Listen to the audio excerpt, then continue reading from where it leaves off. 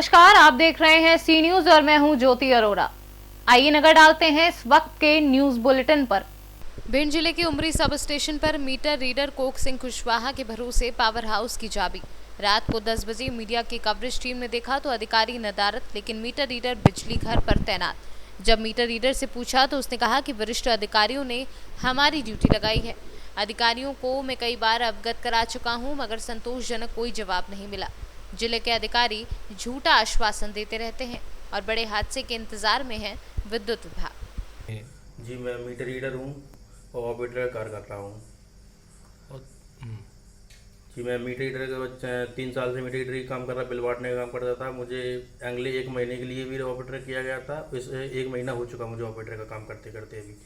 Operator कोई है नहीं, इसलिए मुझे ड्यूटी देना पड़ रहा है। तो यहाँ के अधिकारियों को आपने बताया नहीं कि मेरे ऊपर पावर इतना रख जी, दिया? मैंने बोला है अपने वरिष्ठ अधिकारी से कि मैं मीटर ऑपरेटर का मुझे लेटर दे दो, या मुझे लेटर दीजिए ऑपरेटर का, मुझे मीटर रीडर हूँ मैं। बोल रहा है कि आप कुछ दिन कर लो, उसके बाद आप लेटर लॉग बुक में साइन करो, कोई दिक्कत नहीं है, और व्यवस्था कर रहे हैं। मैंने वरिष्ठ अधिकारी से बात की है ऑपरेटर के लिए, तो मैं बात कर रहा हूँ। यदि कोई घटना घट जाए फिर इसका जिम्मेदार कौन होगा? मैंने बोला है वरिष्ठ अधिकारी से, पर अभी कोई वो नहीं हुआ है। आपके पास 8 लाइनें हैं क्षेत्र की और 2 बड़े वाले ट्रांसफार्मर है MVA के। 8 फीटर है यहाँ पे और 2 PTR है 5 MVA के। यदि कोई घटना घट जाती है तो इसका जिम्मेदार कौन होगा? वो वरिष्ठ अधिकारी लोग हों, कोई इतनी जानकारी भी नहीं है मुझे। क्या नाम है आपका? मेरा नाम Coke Singh Kushwaha, meter reader हूँ मैं अभी। भिंड से सीनू संवाददाता विनोद शर्मा की रिपोर्ट। जनपद बिजनौर में सीएम योगी की महत्वाकांक्षी योजना मिशन शक्ति के बिजनौर जिले की नोडल अफसर सीनियर IPS श्रीपर्णा गांगुली आज बिजनौर पहुंची। बिजनौर पहुंचने के बाद जिले के अफसरों के साथ विकास भवन में मीटिंग की। उसके बाद मिशन शक्ति योजना रथ को हरी झंडी दिखाकर रवाना किया। मिशन शक्ति योजना के नोडल अफसर श्रीपर्णा गांगुली ने मीडिया से मुखातिब होते हुए बताया कि शक्ति योजना मुख्यमंत्री की प्राथमिकता की योजना है। मोबाइल नीचे करिए। आपको नोडल अधिकारी ने किया गया है, क्या मुख्य उद्देश्य है? यार तो आईडी कार्ड ना सकता, आईडी कार्ड का फिर अब तो आईडी कार्ड परिवर्तन है और महिलाओं के प्रति जो दृष्टिकोण है वो उसमें बदलाव आए, ना केवल महिलाओं के दृष्टिकोण में अपने प्रति, लेकिन पुरुषों के भी आए, जिससे कि बराबरी के रूप से ये परिवर्तन हम इस समाज में ला सकें। फिर भी क्या क्या प्राथमिकता में रहेगा? प्राथमिकताओं में ये है कि पहली बार इतने सारे विभाग एक साथ एकजुट होकर महिलाओं की सुरक्षा के लिए विभिन्न उपायों को और सुदृढ़ कर रहे हैं। महिलाओं को स्वावलंबी बनाने के लिए कार्यक्रम हो रहे हैं और समाज से, जो समाज में स्वयंसेवी संस्थाएं हैं, जो अन्य उद्योग हैं, उन सब के भी योगदान से इस अभियान को बहुत ही सफल बनाने का प्रयास है। मैडम, जो बिजनौर जिले में महिलाओं और पुरुषों का रेशो है वो 1940, आप सहमत हैं? अब रेशियो पे तो कोई भी विश्व में सहमत नहीं होता है, तो लैंगिक अनुपात सही होना चाहिए और उसके लिए पूरे समाज को योगदान करना होगा। ये केवल एक विभाग, एक अंश किसी विभाग का नहीं कर सकता है, ना ही समाज अकेले कर सकता है। तो ये सरकार और समाज एक साथ मिलकर इस परिवर्तन की ओर बढ़ सकता है। Thank you madam. बिजनौर से सीनू संवाददाता रविंद्र कुमार की रिपोर्ट। इंदौर की सबसे महत्वपूर्ण सीट माने जाने वाली सांवेर विधानसभा सीट पर कांग्रेस और भाजपा के 2 कद्दावर नेताओं के बीच मुकाबला शुरू हो चुका है। कांग्रेस प्रत्याशी प्रेमचंद गुड्डू ने अपना प्रचार अभियान हाईटेक तरीके से शुरू कर दिया है। गुड्डू द्वारा प्रचार रथ के माध्यम से नुक्कड़ सभा व प्रचार अभियान की शुरुआत कर दी है। इसी प्रकार गुड्डू ने राजस्थान की रंगीला ऑर्केस्ट्रा पार्टी के कलाकारों द्वारा नुक्कड़ नाटक के माध्यम से भी मालवी भाषा में सांवेर के मतदाताओं को लुभाने का काम शुरू कर दिया है। हमारा बद्री उस्ताद जो है हारमोनियम बजाए, बद्री उस्ताद सक्करवा साहब ये हारमोनियम जो है वो सुरीला आदमी है, बहुत बढ़िया है। मैंने यह पूरी टीम जो है सबके इनके फिर अपन कहीं प्रेरणा था, गुरु महाराज की कृपा है, सबसे बड़ी बात है। अच्छी हारमोनियम का सुरीला आदमी है। और ढोलक जो है हमारा दिनेश बुडाना हमारा भाई है, बहुत शानदार ढोलक है। मतलब बचपन से एक तो रियाज है इनको तबला, ढोलक, हारमोनियम, आर्गन और शानदार बजाए और बहुत अच्छा कलाकार है। जी जी, यह हमारी बहन है सीमा कुशवाहा। या इन्हें कम से कम 35-40 साल हो गया जो हमारा गुरुजी था उनका साथ हम सब जाता था और ये बड़ा प्रेम प्यार से हमारे मालवी सिखाता था और मालवी गीत बताता था। तो मालवी में नृत्य भी करियो इन्हें, जैसे कि मतलब जो जितना भी गीत आए ना मालवी सब शानदार तरीक़ा से। तो 2 शब्द बोलेगा मालवी के। जी आपका नाम बताओ पहले। हमारा नाम है बबलू देवड़ा। जी जी हाँ बताओ क्या। नमस्ते। मेरा नाम सीमा कुशवाहा है। मालवी आप एक कतरा टाइम थी मतलब कतरा समय थी वो काम करी रहा हो और एरो कई प्रभाव समाज में देखो, देश में देखो। मैं मतलब घना दिना थी वो काम करी रही, करीब 30-40 साल हुई है हमारे। और मैं यूँ समझूँ कि ये अपनी मातृभाषा है तो इके अपने करी सका तो असा मारा हरी का और भी करी सका ना आनी भाषा ने भूले को नहीं। सही आनी वास्ते में आनी भाषा को भी प्रचार करूँ और आनी के माध्यम से मारे भी ज्ञान आई जाए कि हाँ ये अपनो मेन भाषा है यार। अच्छा, यह जो आपने जो प्रेरणा बोली कि मने मारी मालवी वास्ते कई करना चाहिए तो यह कटे थी प्रेरणा मिली थाने? गुरुजी आपने जो अभी बताया उन्होंने सिद्धेश्वर सेन जी, उनसे हमारे मतलब प्रेरणा मिली और भी कहता था कि बेटा ये अपनी मातृभाषा है, इके नहीं भूलना। जी जी जी। तो इके अपने भी आगे बढ़ाओ ना। आजकल पढ़ा लिखा छोरा छोरी बोले को नहीं भाषा न ओलके भी को नहीं, तो आने वास्ते हमें सब मालवी भाषा को ज़्यादा प्रयोग करा। प्रेमचंद गुड्डू जी को जिताने के लिए क्या अपना संदेश देना? उनका लिए तो पूरा सहयोग है और पूरी कोशिश करांगा कि भी अच्छे से अच्छे भारी मतों से जीती जाए ने वापस भी आई जाए। जी जी, 2-4 लाइना बोली दो जो प्रेमचंद गुड्डू जी लिए आप मालवी में लिखी। सुनो काका जियो सुनो बहना जी, सुनो काका जियो सुनो बहना जी।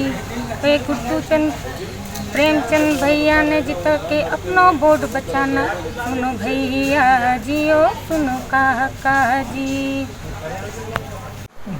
और हमारे इंदौर तहसील में हो जाए, एक सावेर क्षेत्र में कहीं हो जाए, क्योंकि बहुत ज़्यादा सभाओं के वजह हम लोग माइक्रो लेवल पे हम लोग काम करना चाहते हैं, हम कार्यकर्ताओं को ध्यान बटाना नहीं चाहते हैं। तो हम कमलनाथ जी की और 1-2 नेता कोई आ जाए तो उतनी सभा तक ही सीमित रहेंगे और बाकी हमको ज़्यादा किसी की आवश्यकता नहीं है। दूसरा हाईटेक चुनाव होता है सोशल मीडिया के जमाना, लेकिन आप नुक्कड़ सभा भजन मंडलियों का सहारा ले रहे हैं, इससे क्या इफेक्ट होता है? नहीं, बहुत ज़्यादा इफेक्ट होता है। हमारा मालवी क्षेत्र है, मालवा का आज भी माच मंडली लोकगीतों वाला हमारा तहसील है, हमारे जो ग्रामीण परिवेश का है ये इस पर रचा बसा है। तो उन सब में उसी तरीके की उसी सहज भाषा से हमारी बात वहाँ पहुँचाई जा सकती है। तो उस तरीके के सब नुक्कड़ नाटक भी आ रहे हैं हमारे वहाँ। इंदौर के कॉलेज के लड़के लड़की बच्चे बच्ची हमारे उन कार्यक्रमों भी आ रहे हैं, ये माच मंडली भी है और भी हमारे जो लोग गीत हैं उस तरीके के कार्यक्रम भी यहाँ पे करवाने जा रहे हैं, जिससे कि हमारी बात सहजता से सरलता से आम जनता के ग्रामीण परिवेश के क्षेत्र में हमारी बात पहुँच जाए। दूसरा ये था पूर्व मंत्री सज्जन सिंह वर्मा के निष्ठा के बर्बाद तो भाषा का स्तर काफ़ी गिर रहा है।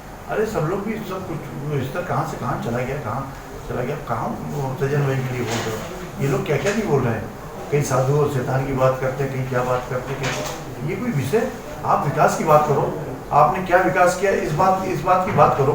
आज शैतानियत की बात करते हैं, सबसे बड़ा शैतान हमारा ज्योतिराव सिंधिया है, जिसने शैतानी की इंदौर की जनता या मध्य प्रदेश की जनता की भीड़ में छुरा भोगने का काम किया।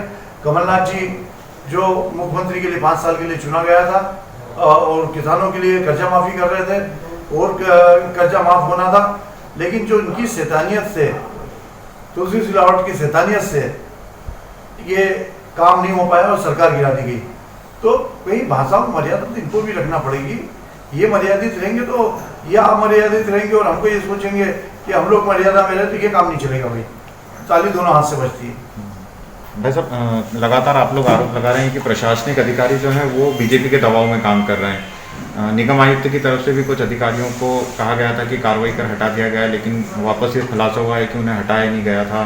कहीं ना कहीं निर्वाचन आयोग को भी क्या आंखों में धूल झोंकी जा रही है उसमें? निर्वाचन आयोग के आंखों में बिल्कुल धूल झोंकी जा रही है और इलेक्शन को इन अधिकारियों ने मजाक बना दिया है। एक तरफ तो 600 बसें लगाते हैं, दूसरी तरफ। इंदौर से कैमरा पर्सन विशाल चौहान के साथ कमल वर्मा की रिपोर्ट।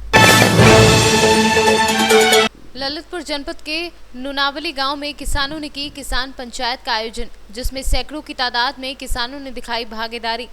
निम्न मांगों को लेकर की पंचायत, जिसमें डूब क्षेत्र के किसानों की वर्ग 3 की जमीन को भूमिधर घोषित किया जाए। जिले में विद्युत लाइन जर्जर अवस्था में तो कहीं खंभे टूटे पड़े, उन्हें सही किया जाए।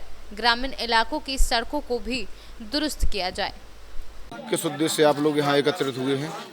मेरा नाम रंजीत यादव, जिलाध्यक्ष भारतीय किसान यूनियन ललितपुर।